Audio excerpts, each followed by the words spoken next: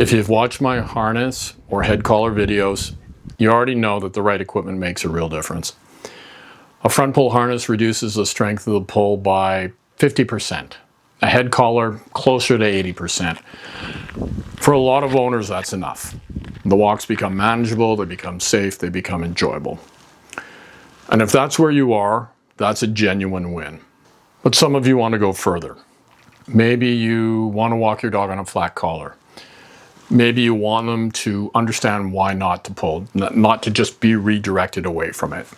And that's what this video is. Yielding to leash pressure is the behavior we would teach first if we'd known about it, before our dog had practiced pulling over weeks and months and years.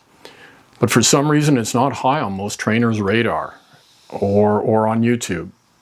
And it should be. Here's what actually happens when you pull back on a leash. Your dog pulls forward, you apply pressure, they pull harder. That's not stubbornness, that's biology. It's called opposition reflex. Push on a dog's chest, they push back. Pull on the back of their collar, they surge forward. The same instinct that makes them dig in when you try and move them off the couch. And guess what? Humans do the same thing. It's involuntary. They're not doing it to make your morning worse. But here's the thing. That reflex can be retrained so that leash pressure means the opposite, to stop pulling. How cool is that? A dog can learn that pressure on the leash means move towards it. And when they do that, yes, we let the pressure go away. That's it. That's the whole skill. Once they have it, everything else works better. The harness works better. The head collar works better. Even just a flat collar and a 6-foot leash. If you've got your equipment doing its job and you're ready to layer this on top, then this video is where you start. Before we get into the technique, a quick note on where this kind of fits in the sequence. So if you have a puppy, start with leash pressure first. Teaching yielding to leash pressure before you worry about head collars or harnesses or fancy leashes. You will really thank yourself later. However, if you have a strong adult dog who is already making walks difficult, watch the harness and head collar videos first. Get yourself to a walk you can physically manage. That front pull harness gets you about 50%. The head collar gets you maybe 80%. Once you're there, then you can come back to this safely and with more confidence. So 3 things you'll need. 1, a standard 6 or 10-foot leash, not a flexi. You need to feel the pressure clearly, and your dog needs to feel the pressure from you. 2 is high-value treats. I'm using chopped chicken, not kibble. The reward has to be worth understanding a new concept for your dog. And 3, low distraction, backyard, somewhere quiet. You'll notice in the footage here, it's a hot summer day. Sam's already had some exercise and I'm working in a calm open space. That's deliberate. A settled dog in a quiet environment gives you the easiest learning conditions. If your dog's already amped up and the neighbor is mowing the lawn, maybe wait 20 minutes. So step 1, you apply pressure. Yes. There's going to be lots of opportunities to do that on a walk. When they're sniffing, when they start to pull. Stand still. Let your dog reach the end of the leash. Apply gentle, steady pressure. Not a yank, Yes. not a pop, a steady draw. Think of it like holding a rubber band taut. Constant, calm. You're not correcting, you're creating a puzzle. And that puzzle is what makes this pressure go away. Your dog's going to try the wrong answers first. Pull against it. That's the opposition reflex doing what it does, right? Maybe turn sideways, try to sit or lie down, look at you like you've lost your mind. So we wait. We do nothing else. No correction, no repeating a command. You just hold the pressure steady and you wait for the right answer. And that right answer is any movement toward you. You know your dog. So a head turn, a weight shift, 1 step forward, that's the moment. Step 2, you mark the decision. Again, you know your dog. You know how they move when they decide to release that pressure and lean in instead of away. The instant the dog's head turns toward you, the moment they choose to move towards the pressure instead of against it, you say yes. Not good boy, not come, not waiting until they're standing right in front of you, The moment they decide, then the treat. So why does this matter?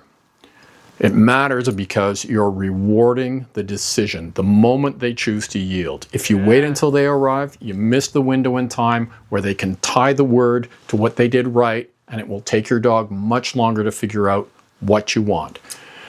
The yes marker does one very specific job. It tells the dog, this exact thing you just did right now, that's what earned the reward. Yes.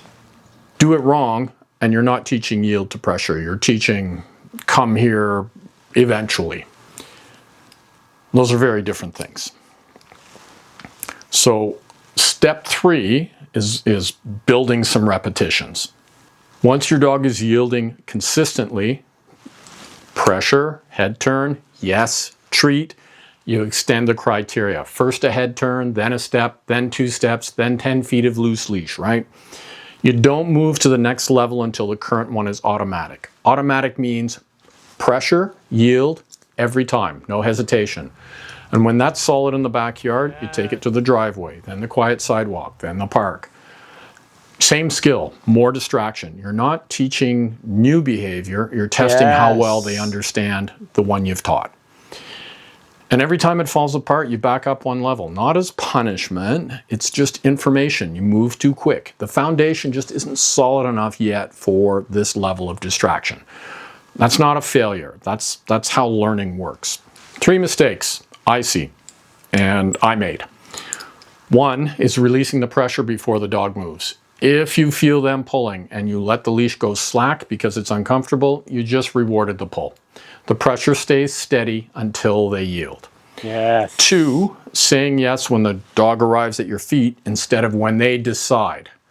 I covered this. The marker goes on the decision. And 3, going outside too fast. I know it's boring to train in the backyard, but do it anyway. If your dog doesn't understand yield to pressure in a quiet space, they absolutely won't understand it when there's another dog or a squirrel involved. Okay? I know because I skipped that step and we both paid for it. So I've already made videos about the Easy Walk harness, the rough wear, the gentle leader head collar, the halty head collar. It's all been real life testing on this guy. Sam is about 110 pounds and he does pull hard when he's motivated. And those tools work. I use them. A front pull harness cuts the effective pull force by roughly half. A head collar gets you to about 80% reduction. And for a lot of owners, that's the whole answer. And there's nothing wrong with stopping there.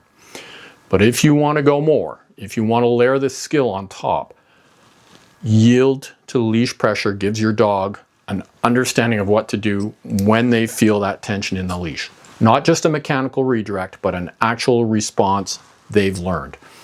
Once that's solid, the equipment works even better. And if you ever walk your dog without that front pull harness or on a flat collar or someone else's leash, that behavior comes with them. Leash pressure is one concept, but it's the concept that connects all the other tools for loose leash walking. It's the one that connects them all together. So Sam still has his moments. 110 pounds is big, and sometimes there's a distraction. But the walks are better. It's haughty, bud. And that's the whole point. Drop the question you're sitting with in the comments. I do read every one. I'm John with Thoughtful Paws. This is Sam.